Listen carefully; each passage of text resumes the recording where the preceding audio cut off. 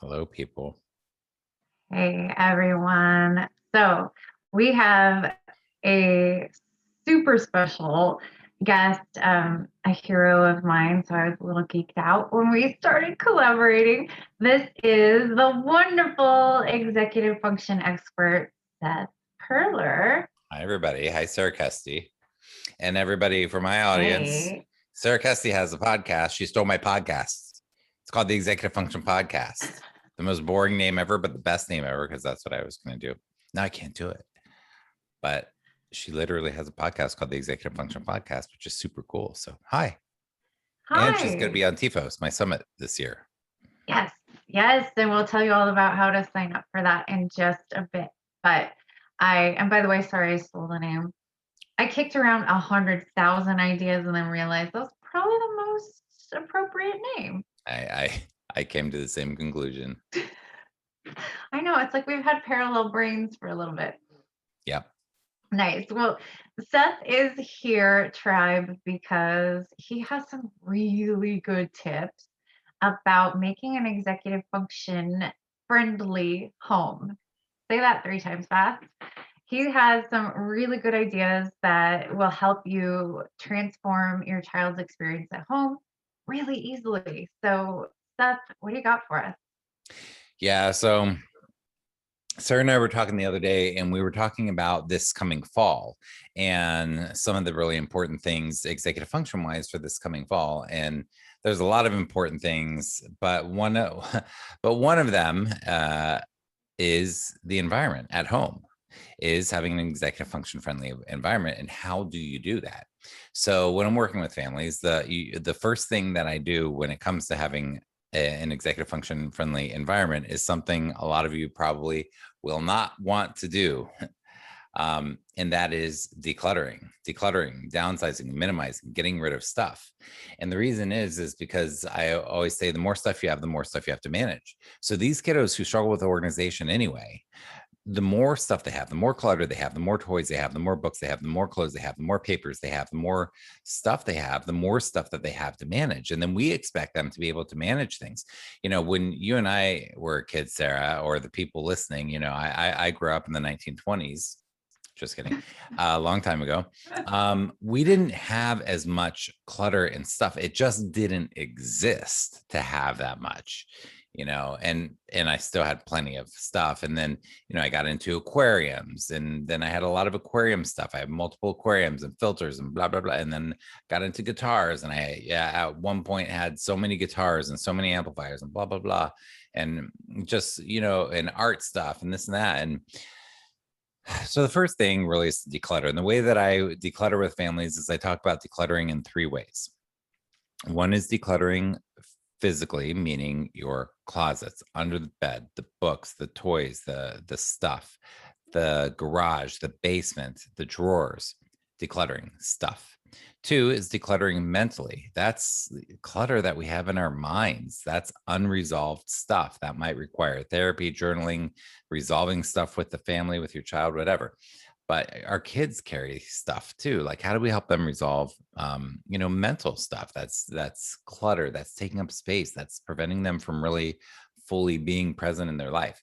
And 3 is decluttering digitally. So how do we declutter our inboxes? How do we declutter all of the stuff on our desks, the computer desktops, this, that, and the other?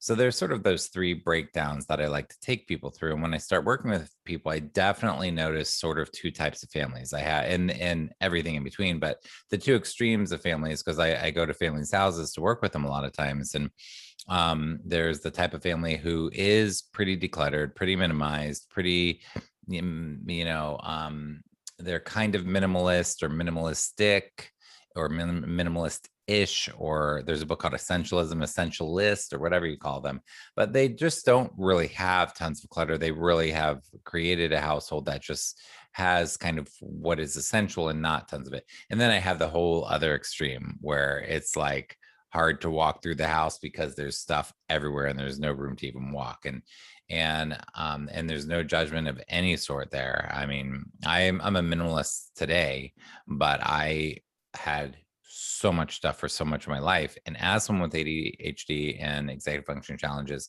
I cannot tell you how much I love decluttering, how free it feels. I mean, I still like things, but I have 2 guitars now. Actually, I have 3 for a purpose. I have and I like expensive guitars. I have a really nice electric, a really nice acoustic, and I have a junky acoustic that I can take, to campfires and beat up and not worry about. And I have nice sunglasses because I like nice sunglasses, it's like, but I don't have 50 pairs, So it's not that we can't have stuff, but I really like to get my kids to have stuff that they really appreciate, really value, really use, and not just collect. So sometimes this is really hard to get people to declutter. And I have methods that maybe you and I will talk about today, maybe not, but to get people started, because it can be really stressful. But once people are done, and I've done this with so many students, I'll usually, when I work with someone, we start with a backpack, because we do a backpack dump and we go through every paper and every notebook. I mean, I declutter so much with people that I will take a kid's planner. And when kids get a planner from the school, they're like 80 pages long. And we rip out all the pages of the dates that were passed. The school handbook is often in the planner. We rip them out and throw them away. Why? They never look at it. If they're not into science, we rip out the periodic table or the commonly misspelled words or the 6 pages of blank notes in the back of the planner. Every single thing that's not a planner, we even declutter that. So I go to that level with these kids.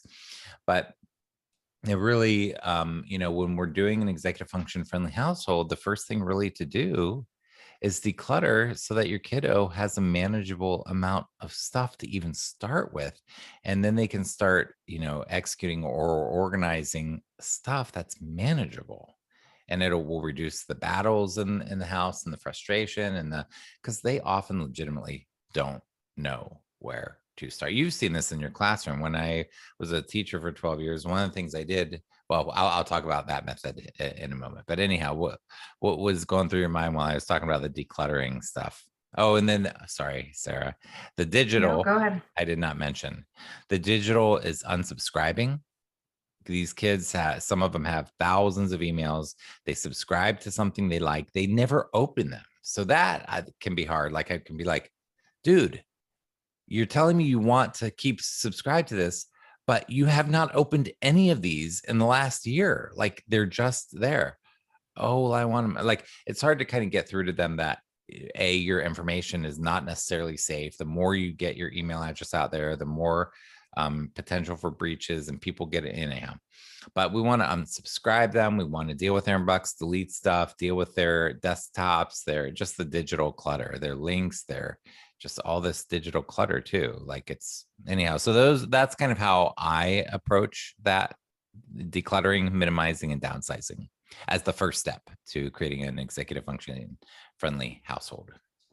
I love it. And I think a couple things emerged while you were talking in terms of, um, when they're afraid to get rid of something or, oh, but what if I need it? There's that anxiety. And I think that's because they're so used to being in trouble for forgetting or not having like systems to maintain things. So, as like a secondary approach to address that anxiety is say, hey, let's keep a master list of things that you're interested in.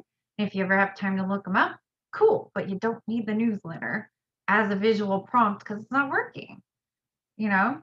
Mm-hmm. It's something that I found that actually works super well, even though it seems so hokey, is having like a parking spot, especially for things that you lose all the time. So when you were describing that, I was like, oh, that reminds me of just using, like painter's tape or electrical tape or just, kind of doing the shape on the desk. This is where my glasses park every night, or this is where my soccer ball parks. If you think about the minutes you get back because you're not chasing down these necessities, it's freedom. But it is a system to learn and it takes time. So it's not what Seth is describing is a process. Mm-hmm. It's not an overnight kind of deal, but the value is huge. Yeah. Now, in doing this, at the very, very, very least, it's overwhelming. I mean, if you do have a lot of clutter in the household, like when I moved out of Colorado 5 years ago or a while back when I'd been in Colorado for 15 or whatever years, and I decided I'm going to get rid of almost everything I own, and it took months, and now it's easy for me because I've done it multiple times and I've really kept it very minimized. But at the very least, what we want to do with our kids, you may not do the whole house and everything, but we want to do their, what I call in my program and my work and stuff, the SSS. I call it the sacred study space. And I call it sacred because I want the mindset of the student to be like, okay, this is a sacred space. I'm not going to throw my laundry here. I'm not going to throw my hobbies here. Like, this is a place. I may not study here all the time or do my homework here all the time, but if I need to get down to business, this is my place where I do it. And we customize that. We really tailor it so that they have involvement in the process and it feels cool. If they want a blank slate wall, it's blank. If they want posters of rock and roll, which is something like I like stuff like that, we do that. If they want famous quotes, we do that. If they want a noisemaker, we do that. If they want silence, we do that, blah, blah, blah, blah, blah. But we want to customize the space so that it feels like it's theirs and it's their place where they can really concentrate when they need to. So that at the very least, we want to declutter that space, go through all the papers, the folders, the supplies. I do not want my students having 500 unsharpened pencils in their study space. Put it in a It's so parking true. place, like you said, in a closet called random supplies, and give them 5 sharpened ones and 1 pair of scissors and 1 stapler and 1 thing of tape and 3 highlighters and 3 rubber bands and whatever the things are. But again, I want my students to be able to manage what's manageable, and we need to really understand that their brains are learning, and when there is so much clutter, the brain doesn't know what to do with that. And we want them to learn these skills and learn sorting and learn how to intentionally have places for things, because they will need this their whole life. So I definitely really want to recommend getting your SSS, your sacred study space, really decluttered and then intentionally designed for the fall, and the backpack and the folders and all, and the locker and all that stuff. But I love so it. if And you're I not love, going to do under the bed and the closet and the old clothes and the old and all the drawers and all the shelves, and then at least do the SSS. yeah, and it can be step by step. I think our brains interpret the big picture as too overwhelming. And so we use a lot of tricky avoidance techniques. But if it's just like, hey, if it's just the SSS, you know, it's it's manageable. And then, if your child's feeling like I still can't do it, then maybe walk them through either visualizing doing it, partner up and do it alongside, take some photos to support the process so that they can Mm, reference love that later. idea. All of that just kind of talks our brain off the ledge of, whoa, this is too much. And Seth, I love that you spoke to the involve the kids, have them have ownership, because I think a lot of well-intended grown-ups, this one included, do executive function to kids and then get mad when they don't internalize it. Like, but I got you this cool planner.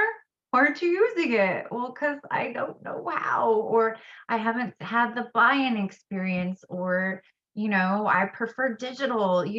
We've got to at least have a setup for voice and choice when we're setting up all of this Mm. stuff.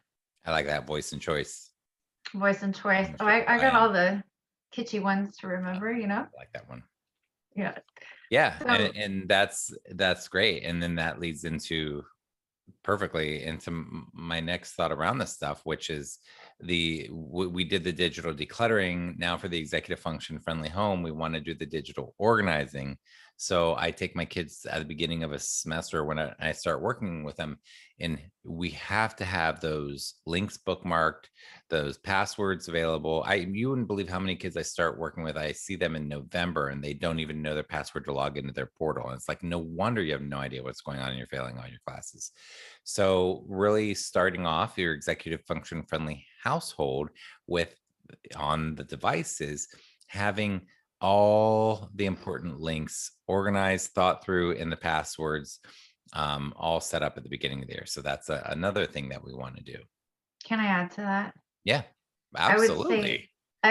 thank This is you. your show. It's our show. We Our both show. thought of it.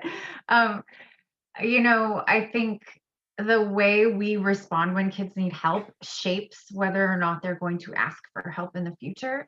And too often I've seen the grown-ups, well intended as we are, either teachers or parents, saying like, why don't you know your password? And it becomes a shame path instead of like, oops, that's got to be tricky.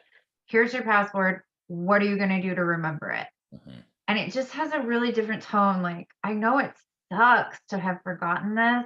Where can you put it so this doesn't happen again?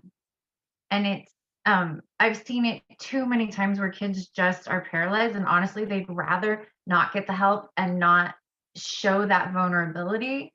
And that's when we see them kind of dive into the avoidance, or if I'm naughty enough, I'll get kicked out of class or whatever it is because it's scary to ask for help. Yeah, because they've had experiences where it's can be shaming, and it's like, yeah, absolutely.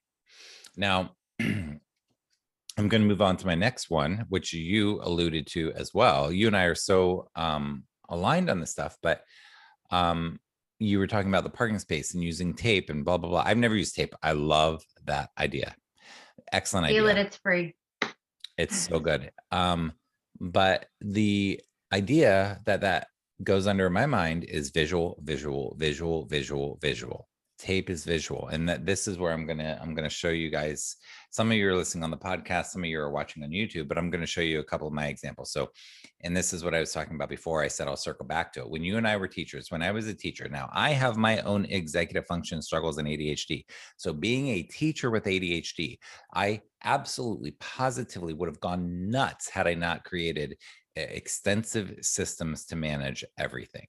I mean, I have enough trouble managing my life. How am I going to manage, multiple classes of kids? Let's say, when I was teaching middle school, I might have a math class that comes in, a science class that comes in, a social studies class, and a language arts class, and I'm teaching all 4 classes each day. I might have whatever 6 different classes. How am I going to manage that?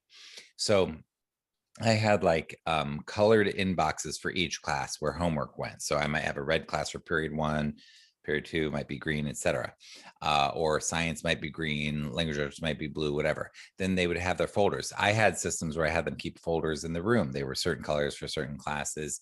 And then I had boxes for everything. So if a kid said, "Hey, Mr. P, what's up? Do you have any scissors?" I'd be like, "This is your classroom. Where do you think they might be?" And I do not say that with sarcasm or contempt. So I want to, if you're listening, I want you to understand that is not what I'm doing. But I do say, where do you think they'd be? Because I don't want to rescue them. They know, but they have to think, and I have to give them the opportunity to actually access their brain and be like, "Oh yeah." And they might look around for a moment and be like, "Oh, in the supply area?" Yes. Guess what? In Seth's classroom, the supply area has a massive sign that says supplies. And if you want scissors in Seth's supply area, there's a giant box that says scissors with clear labels that has a drawing or a picture of scissors on it. Like I had that for colored pencils, for Sharpies, for pencils, for paper, for lined paper, for blank paper, for construction. Everything in my classroom had a giant label and was in a logical place. Now, so you're talking about the parking spot, and that concept is great with tape. You can do it any way you want, but it has to be visual, visual, visual, visual. Look, if you're kiddo and you say, "Hey, you got to clean up your room," and they really don't know where to start, you might just put on the drawers, and it might seem insane to you to do this. Your kid might be in high school, but you still might put big, giant, different colored labels on the drawers that say socks, t-shirts, blah, blah, blah. And don't worry if they don't fold them and stuff. If they get it in there, that might be a success. Shoes go in a box. They don't have to be a nice, pretty rose, just a giant box that says shoes or this, that, or the other. Now, I'm going to show you some parking spots that are mine, that are real, that I brought here for this interview. This is from Costco. I just like these boxes. This is a real life parking spot that I have for anything that has to do with money. So if I get a receipt, that's a business receipt, it goes in here. If I'm looking for my checkbooks, they're in here. If I'm looking for a gift card, it's in there. If I'm looking for anything that has to do with money that I don't carry with me every day, goes in that box. If I'm looking for anything, you know, I minimized my guitar stuff. I only have 3 guitars now. I used to have a lot, and I only have 1 amplifier, but I have some guitar stuff I need. It's all in this box. I do not care what I need. It is in this box.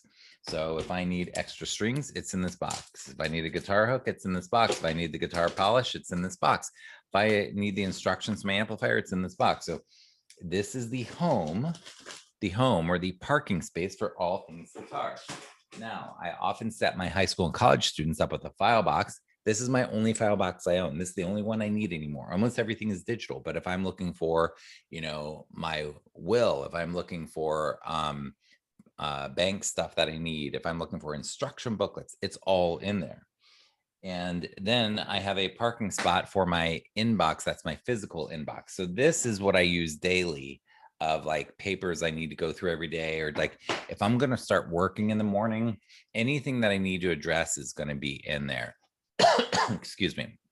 So I now what I don't have on these, if you're watching on YouTube, is I don't have labels on these because I'm a grown man and I do not need labels for these things. I've got good enough executive function. But if I am with kids, I will tell you, in my office, in my classroom, everything is labeled and color coded clearly. So that visual thing, and use the term parking spots, I use the term homes. There are homes for things, and I don't want complex homes for things. Again, if you have random school supplies that your kid doesn't need to have in their periphery, stick them in the closet in a box with a giant label on it called random school supplies, and they just all go in there together. They're not organized in it. They don't have to be, you know. Or if it's sporting goods, or if it's electronics or extra cables or you know, whatever the category is, they need to start learning to do this. And especially when they're going to college and they're going to have if they go to college and they have like a roommate in the dorms, I mean, they really, you know, they're really on their own. I get a lot of college freshmen who everything falls apart at that point, but they don't even know how to organize their stuff, and they can have conflict socially with their roommate too because anyhow, that's what I got to go in a second, Sarah. But basically, visuals, homes for things, decluttering digitally, mentally, and physically, having a sacred study space, and then organizing those spaces, yeah, with the color coding and the homes for things. And that's sort of the gist of how I start people getting an executive function friendly home, is those sorts of things. I love it. And as you're layering on, I'm like, ooh, then we could schedule maintenance times and we could call it a party and we could do, just So there's that's why so I call much. it a party. Exactly. You and I, that's yeah, it's a party. We spend all day Saturday like making your place awesome. We go to the store, we get cool stuff, like make it fun. Order pizza or whatever they want. Yeah. And then what was the other one you said? Oh, maintenance. My Sunday night, it's called SNO. It's called a Sunday night overhaul. I want them to do maintenance things every Sunday night, like maintaining their planner, their backpack, their So study space. smart, making sure So clothes are washed, all of it. Yep. Yeah, Sundays. And then we also call cleaning the house a blitz, and we'll make a playlist. And then it actually kind of tricks my brain. Even though I know these tricks, it yeah. works. Yep. So, Seth, thank you for being on here. And everybody who's here listening or watching on YouTube, thank you for being here. And if this kind of piqued your interest and you're like, whoa, they're speaking to my household, we have the most exciting resource for you called the Executive Function Online Summit that Seth has put together. And I have the honor of being part of this year. And I am just still very starstruck because Seth is amazing. So, that's your tribe, everybody. We're there to help and speak from the heart, and that's our number one goal. So, if you wanted to sign up for that, it's free to attend. It starts on August 20th. Yep. Yeah. It's a weekend to immerse yourself in a bunch of executive function experts. It's for parents. Other people can go. We get teachers and therapists and others, but yeah, we created this our 3rd year, and it is just an amazing immersive weekend. Your head will be spinning by the end of it, but you have so many insights and strategies to help your kiddo. And it doesn't matter if they're in college or kindergarten. Yeah. Right. So if you want to sign up, I made a short link because our brains like short things. So it's bit.ly/TEFOS21. Okay, I had to add the 21 because otherwise it takes you to some foreign language Google form. Not what we're intending. So TEFOS stands for the Executive Function Online Summit So it's bit.ly /TEFOS21.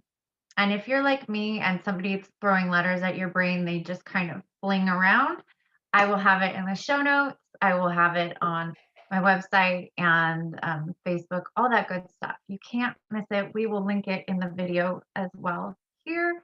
And we're just truly, truly honored to have you in August. If you do decide to buy the recordings, there's also a ton of freebies that you get. So it's a really good option if you love the information and want to keep it so that you can access it again. Sometimes you do. Otherwise, the free option is available too if that's not in your space right now. Either way, we want to help our families and share our geeky executive function tips.